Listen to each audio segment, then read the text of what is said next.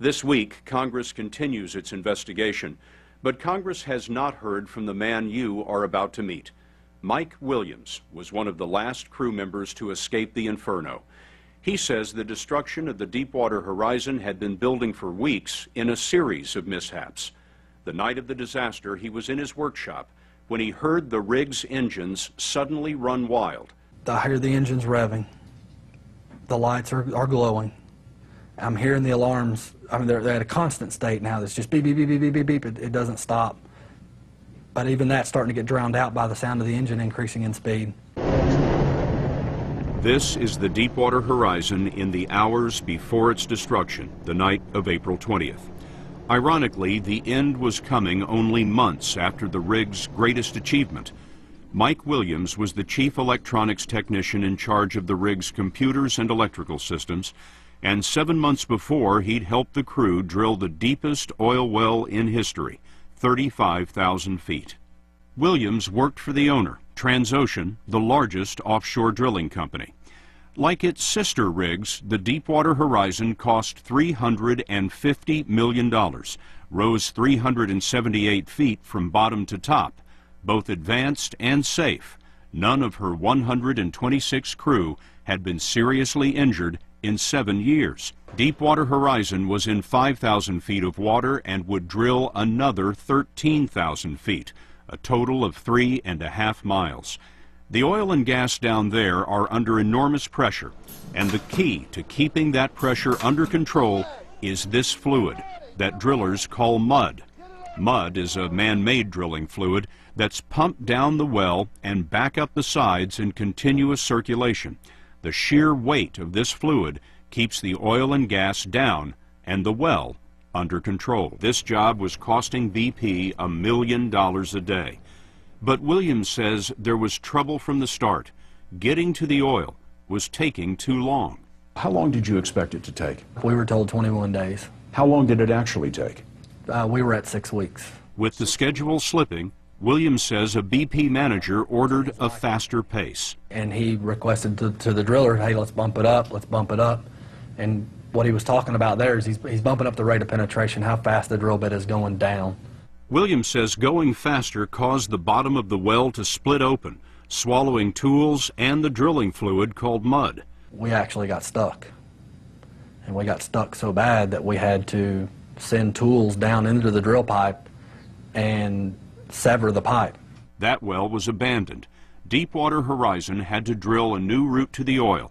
It cost BP more than 2 weeks and millions of dollars. There was pressure on the crew after this happened? There's always pressure, but yes, the pressure was increased.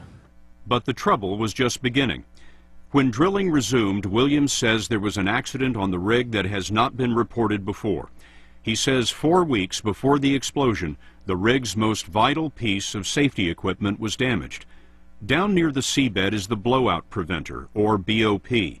It's used to seal the well shut in order to test the pressure and integrity of the well, and in case of a blowout, it's the crew's only hope.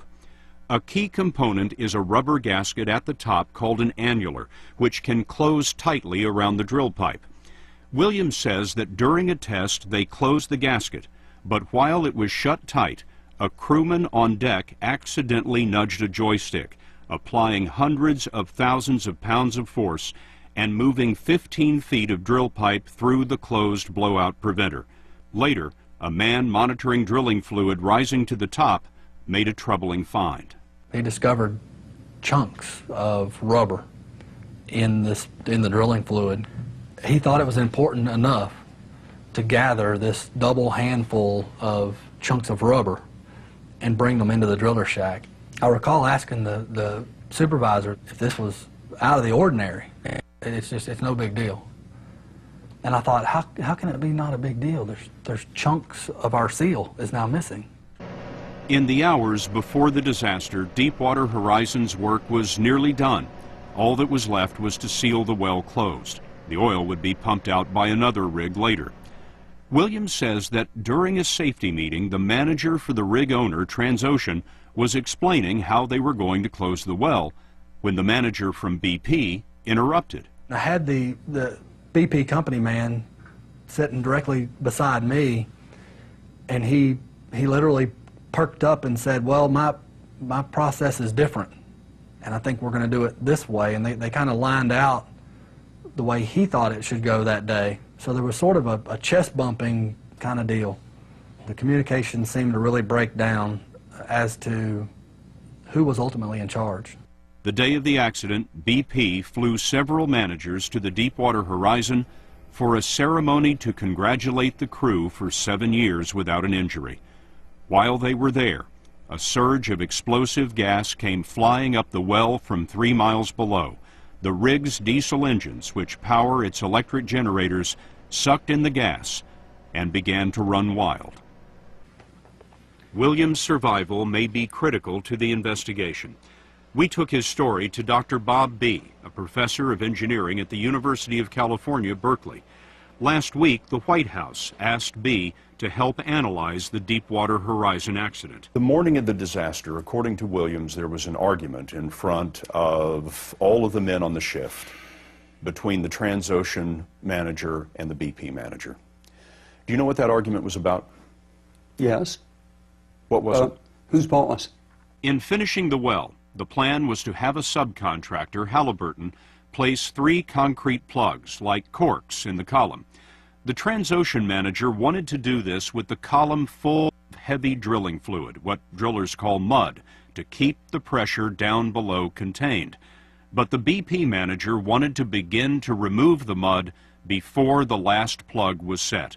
That would reduce the pressure controlling the well before the plugs were finished. Why would BP want to do that? It expedites the subsequent steps. It's a matter of going faster. Faster, sure. Who won the argument? BP. If the mud had been left in the column, would there have been a blowout? It doesn't look like it. To do it BP's way, they had to be absolutely certain that the first 2 plugs were keeping the pressure down.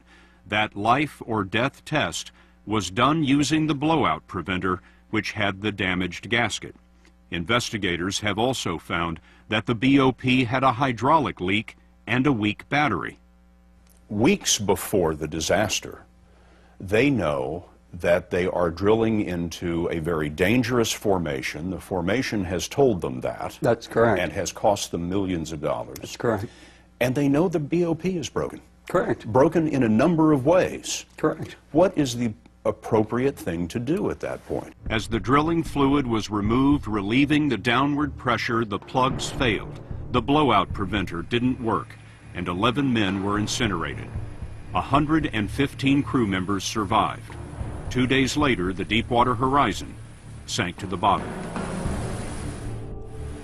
This was just the latest disaster for a company that is the largest oil producer in the United States.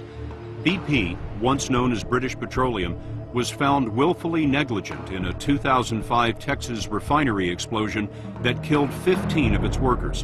When BP's chief executive officer, Tony Hayward, says that this is Transocean's accident, what do you say? I get sick. This kind of division in the industry is a killer. The industry is comprised of many organizations, and they all share the responsibility for successful operations. There are plenty of accusations to go around that BP pressed for speed, Halliburton's cement plugs failed, and Transocean damaged the blowout preventer. Through all the red flags, they pressed ahead.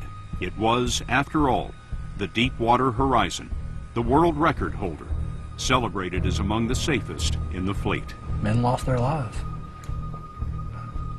I don't know how else to say it. All the things that